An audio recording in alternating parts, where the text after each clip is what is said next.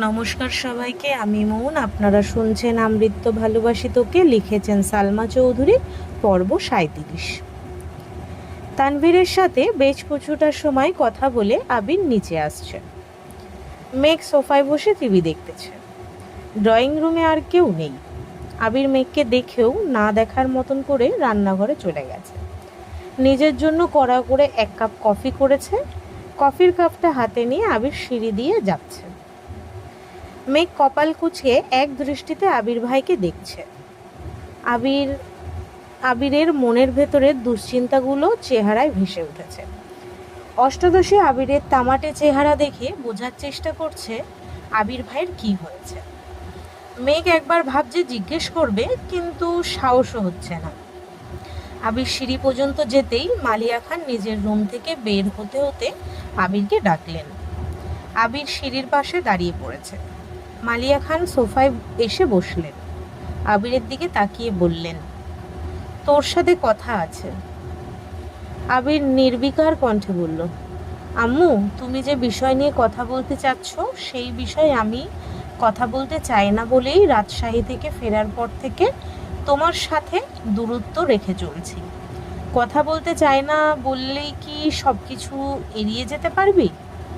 তোর কি বিয়ের বয়স হয়নি? বিয়ে কি করবি না? আবির তপ্তস্বরে জানালো, বিয়ের করার সময় হলে নিজেই তোমাদের বলবো। মালিয়া খান শুষ্ক কণ্ঠে বলে উঠলেন, আমি আমার ছেলের এই রূপ দেখব বলে ছেলেকে বিদেশে পাঠাইনি। তোকে এত মনমরা দেখতে আমার ভালো লাগে না। আমি চাই তুই বিয়ে কর। একটু থেমে পুনরায় বললেন, জান্নাত মেয়েটাকে আমার খুব ভালো লাগছিল। এতদিন মেঘের টিউটর ছিল, এখন তো আর সে আমাদের বাসায় পড়ায় না। মেয়েটার খোঁজ নিতে তো সমস্যা নেই। আবির নিশ্চুপ। মেঘ হা হয়ে তাকিয়ে আছে বড় আম্মুর মুখের পানে। মেঘের চোখে মুখে দুশ্চিন্তার ছাপ। কিভাবে বলবে জান্নাত আপুর যে বিয়ে হয়ে গেছে, তাও আবার আসিফ ভাইয়ার সঙ্গে? মেঘ সহসা আবিরের মুখের পানে তাকালো। মালিয়া খান মেঘের দিকে তাকিয়ে বললেন, তোর কাছে জান্নাতের নাম্বার আছে? মেঘ বলে, জান্নাত আপুর? মেঘের কথার মাঝে আবির বলে ওঠে, ওর কাছে নাম্বার থাকবে কোথা থেকে? তুমি কি শুরু করেছো আম্মু? মেয়েটা পড়াতে আসছিল, পড়াইছে। আলহামদুলিল্লাহ মেঘ চান্স পাইছে। মেয়েটাকে দাওয়াত দিয়ে খাওয়াতে চাইছো, গিফট দিতে চাইছো, সব ইচ্ছেই পূরণ করা হলো। এরপরও এই বিষয় নিয়ে কথা কেন ওঠে? মেঘ আহাম্মকের মতো আবিরের দিকে চেয়ে আছে। বলে দিলেই হয় জান্নাতাপুর বিয়ে হয়ে গেছে। আবির মেঘের দিকে চোখ রাঙিয়ে ইশারা করলো যাতে কিছু না বলে। আবির দীর্ঘশ্বাস ছেড়ে পুনরায় বলল, সামনে মাইশা আপুর বিয়ে, তুমি বরং সেদিকে মনোযোগ দাও। আর বিয়ে বাড়িতে গিয়ে কোনোভাবে আমার বিয়ের কথা তুললে আমি কিন্তু সঙ্গে সঙ্গে বাড়ি থেকে চলে আসবো, কথাটা মাথায় রেখে। মেন গেট থেকে ভেতরে 2 কদম এগিয়ে আলী আহমেদ খান উচ্চস্বরে বললেন, হয়েছেটা কি? মা ছেলের মধ্যে কি নিয়ে মনোমালিন্য চলছে? আবির মায়ের দিকে তাকিয়ে ধীর কণ্ঠে বলল, আব্বুকে কিছু বলবা না কিন্তু। বাবার দিকে তাকিয়ে গভীর কণ্ঠে বলল, কিছু না। আবির চলে গেছে। বড় আব্বুকে দেখে মেঘও টিভি বন্ধ করে চলে যাচ্ছে। আলী আহমেদ খান সোফায় বসতে বসতে মালিয়া খানকে শুধালেন, কি হয়েছে? মালিয়া খান মনমরা হয়ে উত্তর দিলেন, কি আর হবে, বিয়ের কথা বলছিলাম, এর জন্য রাগারাগি করছে। আলী আহমেদ খান ভারী কণ্ঠে বললেন, তুমি ছেলেরে আর কিছু বইল না, মাথাটা একটু ঠান্ডা হোক, আমিই কথা বলবো। মালিয়া খান শীতল কণ্ঠে জানালেন, ঠিক আছে। আজ মাইশার গায়ে হলুদ। মালিয়া খান আর আলী আহমেদ খান গতকালই বিয়ে বাড়িতে চলে গেছেন। মালিয়া খান আয়েশাদের বড় ফুপ্পি, তাই ওনার দায়িত্ব একটু বেশি। আরও আগেই যাওয়ার কথা ছিল, কিন্তু অসুস্থতার কারণে আলী আহমেদ খান স্ত্রীকে একা ছাড়তে রাজি নন। ডাক্তার দেখিয়ে গতকাল উনি নিজেই নিয়ে গেছেন। তানভীর ব্যতীত বাকিরা আজ বিয়ে বাড়িতে যাবে। আগে থেকেই বলা, আবির ইকবাল খানের গাড়ি নিয়ে যাবে। মামুনি, কাকিয়া, মেঘ, মিমার আদিকে নিয়ে যাওয়ার দায়িত্ব আবিরের। মোজাম্মেল খান আর ইকবাল খান অফিস করে বিকেলের দিকে রওনা দেবেন। সকাল থেকে সাকিব আবিরকে কলের পর কল দিয়েই যাচ্ছে, যেন যত তাড়াতাড়ি সম্ভব বিয়ে বাড়িতে উপস্থিত হয়। সকালের নাস্তা করে ইকবাল খান আর মোজাম্মেল খান অফিসের উদ্দেশ্যে বেরিয়ে পড়েছেন। বাকিরা রেডি হচ্ছে। গায়ে হলুদের পাঞ্জাবি শাড়ি নেওয়ার দায়িত্ব ছিল আবিরের। নিজের কিছু জামা কাপড় সহ সব ব্যাগ গাড়ির ডিকিতে রাখতে গিয়ে হঠাৎ কিছু একটা মনে করে বাড়ির ভেতরে ঢুকছে আবির।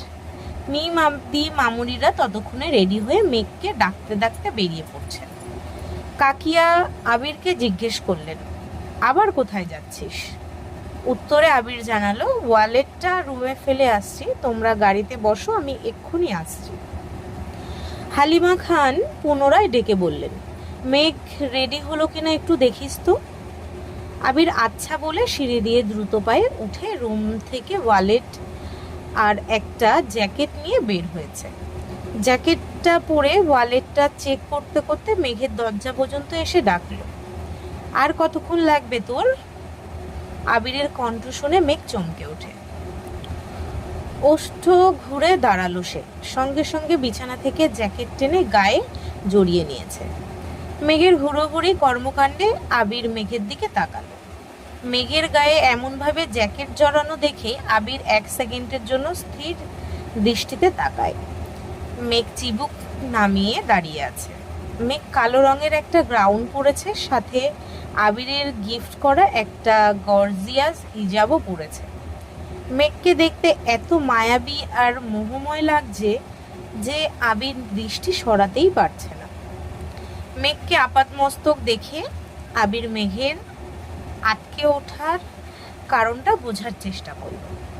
যদিও কিছু বুঝতে পারেনি, তবুও আবিরের চোখ নামিয়ে সরি বলে রুম থেকে বের হতে যাচ্ছিল। মেঘ অস্বস্তি কাটিয়ে ডাকলো, আবির ভাই। আবির দরজার বাহির থেকে উত্তর দিল, মিমকে একটু দেখে দেবেন প্লিজ। আবির ব্যালকানি থেকে ড্রয়িং রুমে একবার তাকালো, কোথাও কেউ নেই। আবির উচ্চস্বরে জানালো, সবাই বের হয়ে গেছে, মিমও গাড়ির কাছে চলে গেছে। কোনো সমস্যা? আমি কি কোনোভাবে হেল্প করতে পারবো? মেঘ কি করবে বুঝতে পারছে না। মিমকে বেশ কয়েকবার ডেকেছে, আদি আর মিম হই হুল্লোড় করে বেরিয়ে গেছে, তাই মেঘের ডাক মিম আর শোনেনি। আবির ভাইকে বলবে কিনা বুঝে উঠতে পারছে না। মেঘকে নিস্তব্ধ থাকতে দেখে আবির পুনরায় মেঘের রুমে ঢুকেছে। আবির রুমে ঢুকতেই মেঘ আটকে উঠল, বৃহৎ চোখে তাকালো। আবির ভুরু কুঁচকে প্রশ্ন করল, কি হয়েছে? মেঘ চিবুক নামিয়ে নিল। মেঘ এখনো জ্যাকেট জড়িয়েই দাঁড়িয়ে আছে। অষ্টাদশীর অশান্ত মন কেমন করে কাঁপছে, কথা আটকে আসছে। মাথা নিচু করে অনেক কষ্টে জানালো, জামার চেইনটা লাগাতে পারছি না। আবির স্বাভাবিক ভঙ্গিতে মেঘের কাছে এগিয়ে এলো। আবিরের আগানোতে অষ্টাদশীর হৃদস্পন্দন মাত্রা বাড়তে শুরু করেছে। আবির মেঘের কাছাকাছি দাঁড়িয়ে শান্ত কণ্ঠে বলল, এদিকে ঘোর। মেঘ না চাইতেও আবিরের দিকে পিঠ করে দাঁড়ালো। জ্যাকেটটা ধরে রাখার শক্তিটুকু পাচ্ছে না। আবির জ্যাকেটে হাত দিতেই মেঘ জ্যাকেট ছেড়ে দিয়েছে। পড়ে যেতে নিলে আবির তাড়াতাড়ি জ্যাকেটটা ধরে বিছানার উপর রাখলো।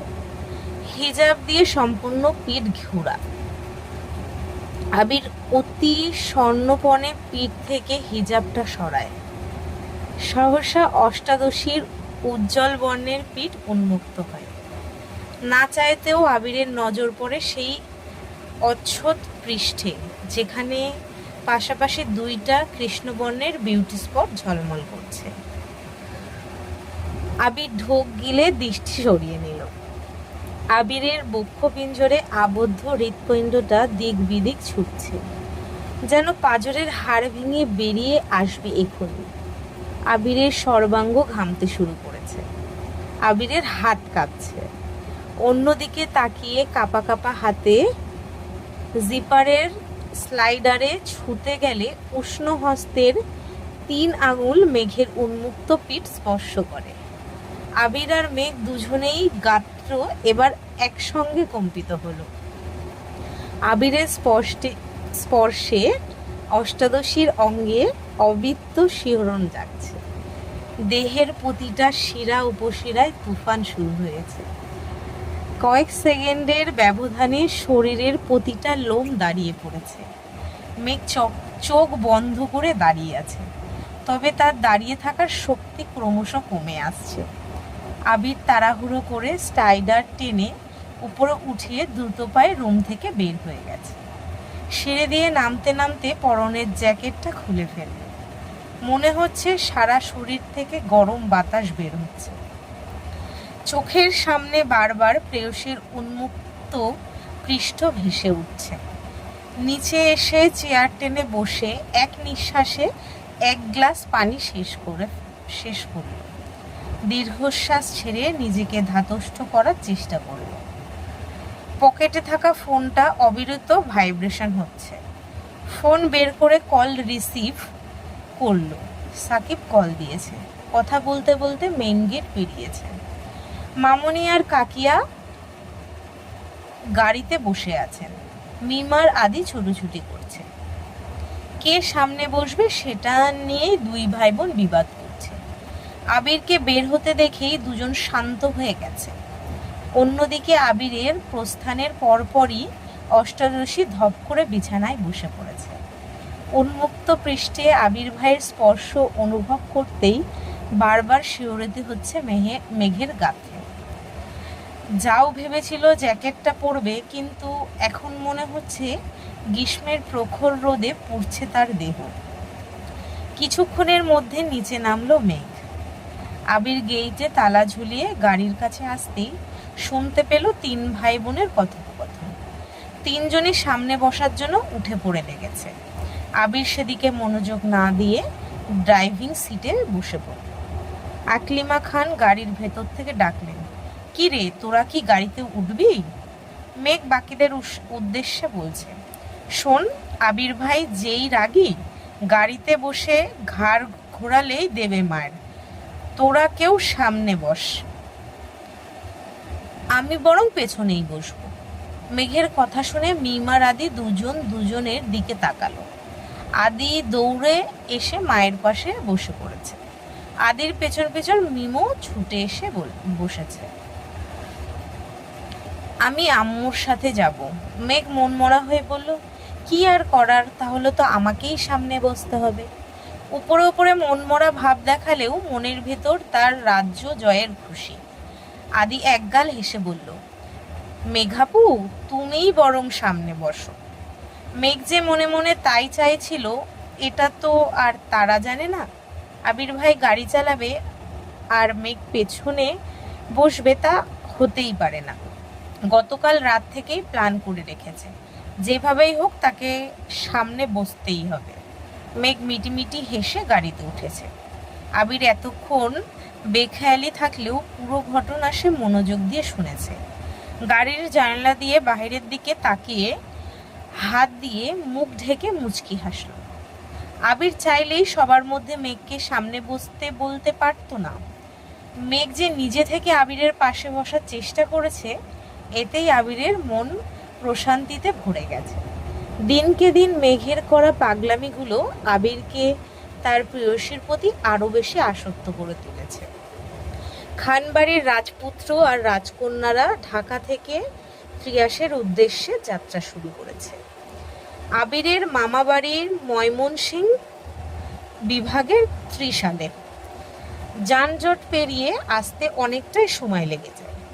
আবির পূর্ণ মনোযোগ দিয়ে গাড়ি চালাচ্ছে। মেঘ একবার রাস্তার দিকে দেখছে, মাঝে মাঝে আট চোখে আবিরকেও দেখছে।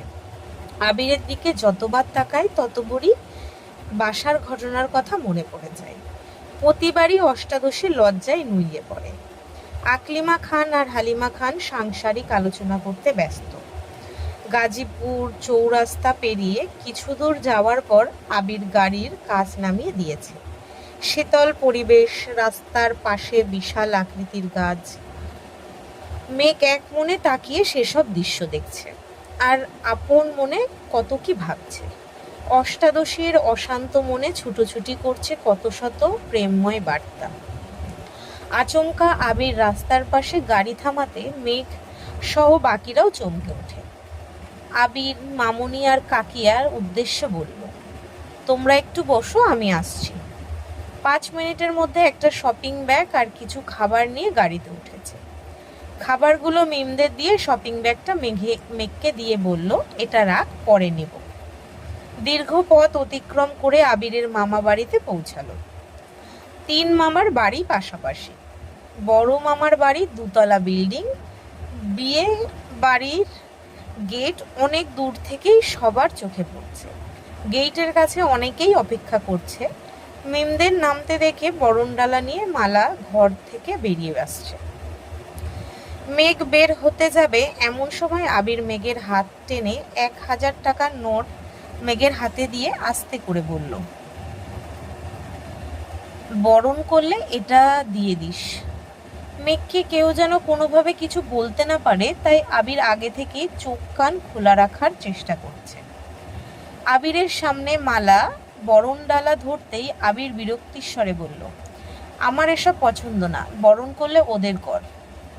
আবির বরণডালায় টাকা দিয়ে মালাকে পাশ কাটিয়ে বাড়িতে ঢুকে পড়েছে। মালা যথারীতি হাসি মুখে বাকিদের বরণ করল। আবির একটু ভেতরে আসতেই সাকিব দৌড়ে এসে আবিরকে জড়িয়ে ধরে বলল, কেমন আছো ভাইয়া? আলহামদুলিল্লাহ ভালো, তুই কেমন আছিস? আলহামদুলিল্লাহ অনেক ভালো। কত বছর পর তুমি আমাদের বাড়িতে আসছো, ভালো তো থাকতেই হবে। আবির স্বাভাবিক কণ্ঠে শুধালো, বাকিরা কোথায়? সাকিব বলল, আছে, চলো। ততক্ষণে মেঘরাও বাড়িতে ঢুকে পড়েছে। আবির বারান্দায় পা রাখতে রাখতে সবার উদ্দেশ্যে সালাম দিল। সালামের উত্তর দিয়ে কয়েক প্রশ্ন করছে। তাদের মধ্যে একজন বয়স্ক মহিলা বলে উঠলেন, এইটা বাবু না? কত বড় হইয়া গেছে, মাশাল্লাহ, বাবুরে চেনার তো কোনো উপায় নাই। উঠান থেকে মেঘ কথাটা শুনেই ফিক করে হেসে দিল। আবির ভাইয়ের মতো সুপুরুষ দেহি এত লম্বা চওড়া মানুষকে কেউ বাবু বলে সম্বোধন করছে, এটা শুনেই হাসি পাচ্ছে।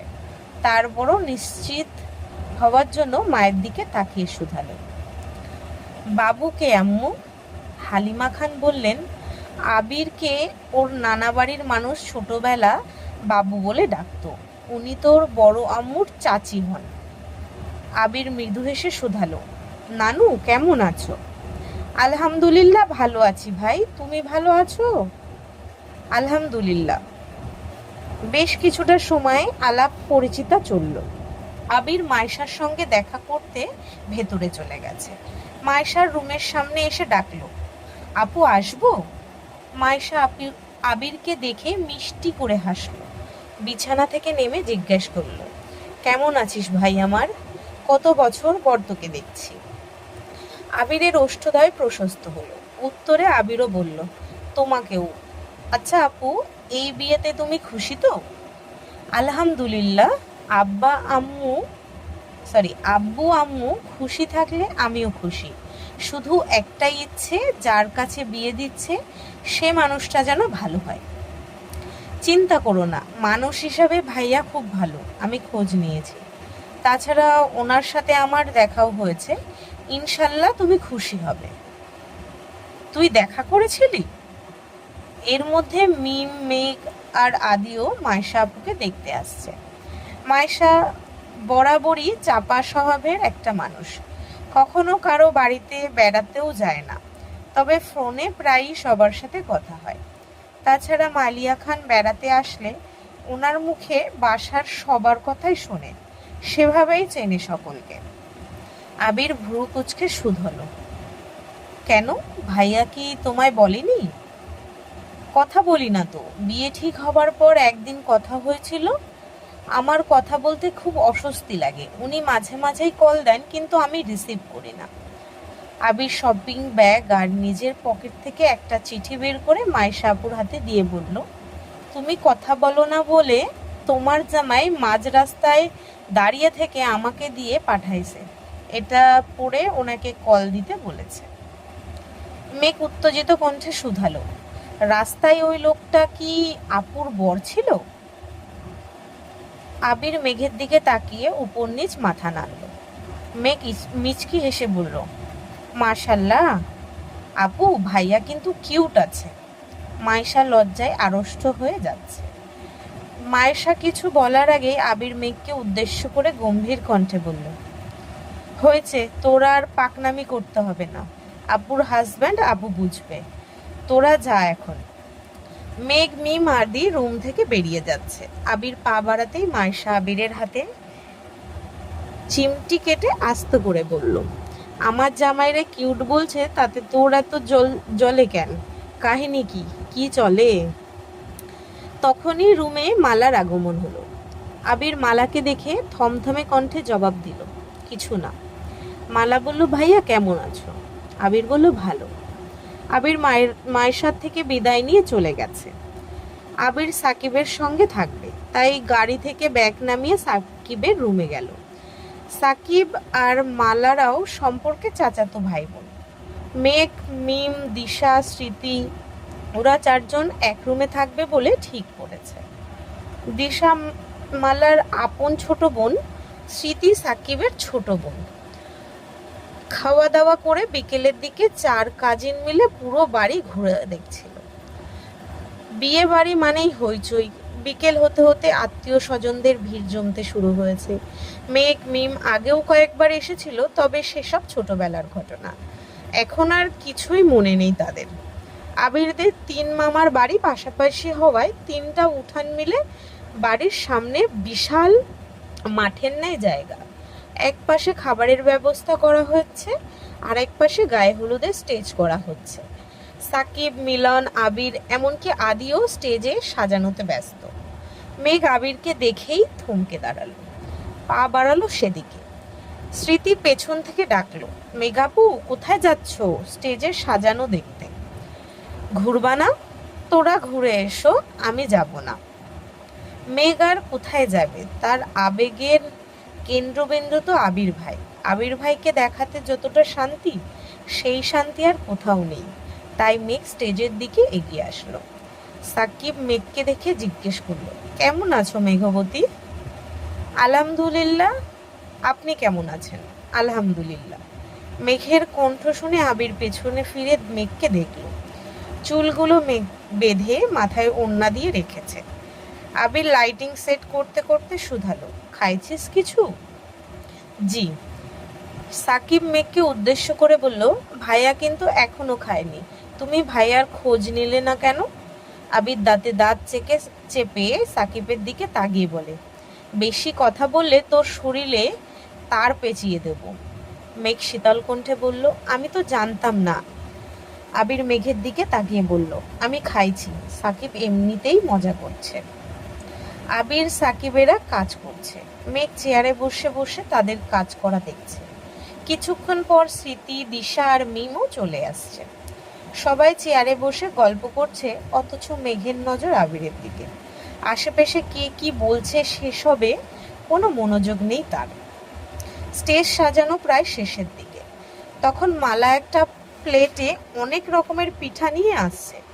আবিরকে ডেকে বলছে, আবির ভাইয়া, তোমার জন্য পিঠা নিয়ে আইছি। মালার কথায় আবির কোনো রূপ প্রতিক্রিয়া দেখালো না, ফিরে তাকালো না। অথচ মেঘের ছ্যাদ করে রাগ উঠে গেছে। মনে পড়ে গেছে বাসায় আবির ভাইয়ের উপর ঢলে পড়তে যাচ্ছিল এই মালা আপু। আবির ভাইয়ের প্রতি তখন তীব্র ভালোবাসা অনুভব করতে না পারলেও সেদিন ঠিকই কেঁদেছিল সে। তবে এখন তো সে আবিরকে ভালোবাসে। আবির ভাই ভালোবাসুক না বাসুক, অষ্টাদশী মনে প্রাণে আবিরকে ভালোবাসে। আবিরের আশেপাশে সে কাউকে সহ্য করতে পারবে না। মেঘ ভেতরে রাগে ফুঁসছে। মালা পুনরায় বলল, পিঠাগুলো খেয়ে নাও ভাইয়া। আবির পেছনে না ফিরেই বলল, আমি খাবো না পিঠা, ওদের দে। হাত দিয়ে মেঘেদের ইশারা করলো। আবিরের কথাটা মালার পছন্দ হয়নি। অকস্মাৎ সাকিব বলল, 3 দিন যাবৎ এত কাজ করতেছি, আমাকেও তো একটা পিঠা সাধতে পারিস। মালা সাকিবের উপর নিজের ক্ষোভ প্রকাশ করে।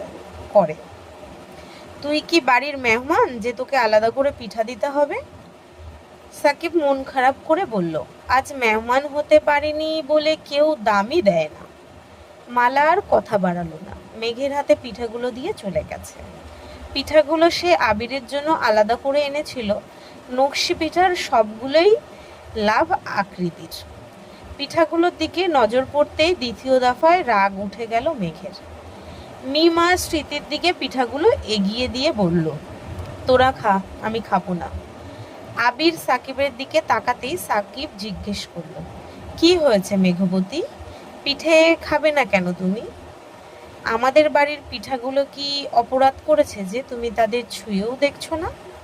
মেঘ গম্ভীর মুখ করে উত্তর দিল, পিঠা খাবো, তবে এগুলো না। সাকিব বলে, এই মিলন, মেঘবতীর জন্য পিঠা নিয়ে আয়। যত জাতের পিঠা ঘরে আছে সবগুলো নিয়ে আসবি। মেঘ ভুরু কুঁচকে বলল, আমি এখন খাবো না পিঠা। মিলন সেসব পাত্তা দেয়নি। কিছুক্ষণের মধ্যেই বড় প্লেট দিয়ে অনেক প্রকারের পিঠা এনে মেঘকে দিয়েছে। মেঘ না চাইতেও দু একটা পিঠা খেয়েছে। আবির লাইটিং এর কাজ শেষ করে মেঘের পাশে চেয়ারে বসেছে। মেঘ আবিরের দিকে প্লেট এগিয়ে দিয়ে বলল, নেন, পিঠা খান। আবির দুহাত সামনে এগিয়ে বোঝালো হাতে ময়লা। খাবে কি করে? মেঘ ভুনোতে ছাড়াই বলল, হাত ধুয়ে আসুন। আবির রাশভারী কণ্ঠে বলে, কষ্ট লাগছে? মেঘ মুচকি হেসে আস্তে করে বলল, খাইয়ে দেব আমি? আবির বলল, দিলে খারাপ হয় না। মেঘ কথাটা মজা করে বলেছিল। আবির ভাই যে এভাবে রাজি হয়ে যাবে এটা ভাবেনি। আবিরের পছন্দ মতো কয়েকটা পিঠা খাইয়ে দিয়েছে। হঠাৎ আবিরের চোখে পড়ে বড় মামার সঙ্গে আবিরের আব্বু বাড়িতে আসতেছেন।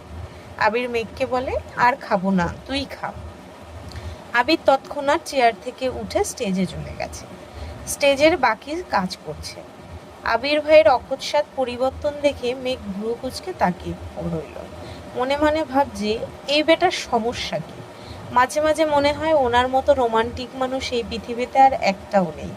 আবার মাঝে মাঝে মনে হয় ওনার মতন পাষাণ একটাও নেই। উনি এমন কেন? আলী আহমেদ খান মিম আর মেঘকে দেখে হাসি মুখে প্রশ্ন করলেন, তোমরা কখন আসছো? বড় আব্বুর কণ্ঠস্বরে মেঘের ধ্যান ভাঙে। মেঘ স্বাভাবিক কণ্ঠে বলে, দুপুরের দিকে আসছি বড় আব্বু। আবিরের বড় মামা শুধালেন, খাওয়া দাওয়া করছো নাকি শুধু পিঠাই খেতে দিয়েছে তোমাদের? মেঘ গাল গোছে হেসে উত্তর দিল, আমরা এসেই ভাত খেয়েছি, এখন আবার পিঠা খাচ্ছি।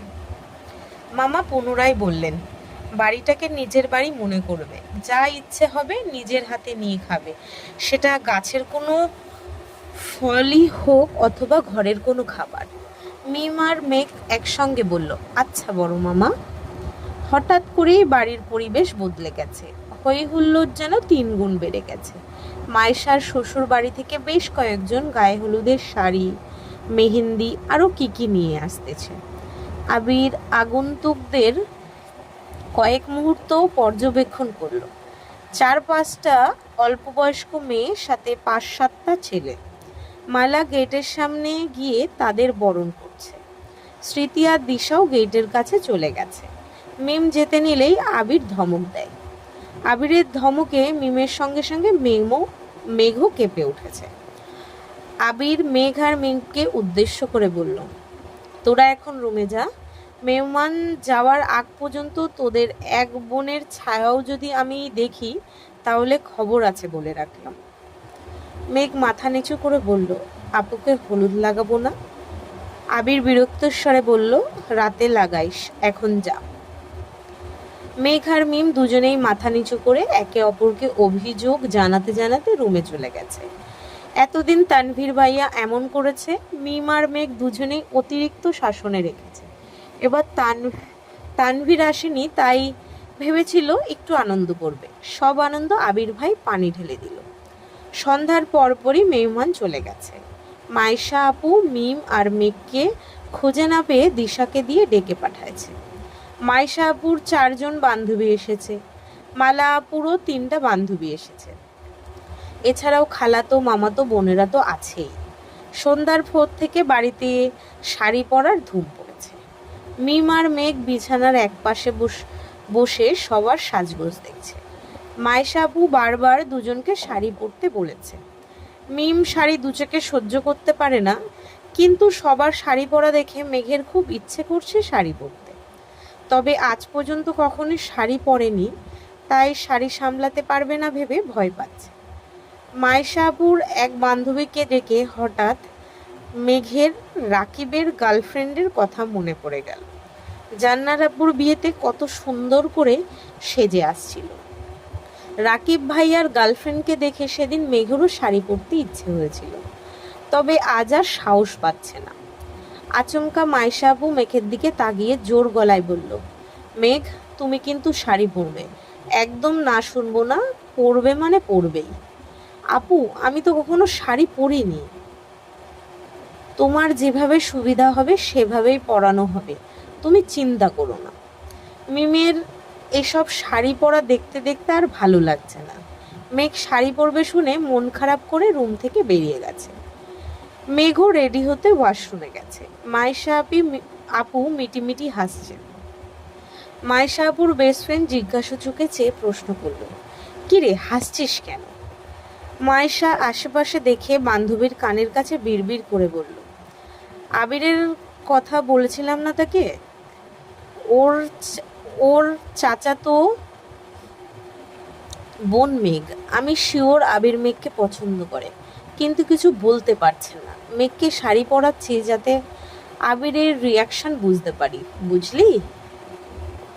আজকের পর্ব এই অবধি। যদি সবার ভালো লাগে লাইক কমেন্ট শেয়ার করো। যদি ইউটিউব থেকে শুনছো তো সাবস্ক্রাইব করো। যদি ফেসবুক থেকে শুনছো তো পেজটাকে ফলো করে দিও। আরও ভিডিও পেতে সবাই একটু ফলো রেখো। আজ আসছি, ধন্যবাদ।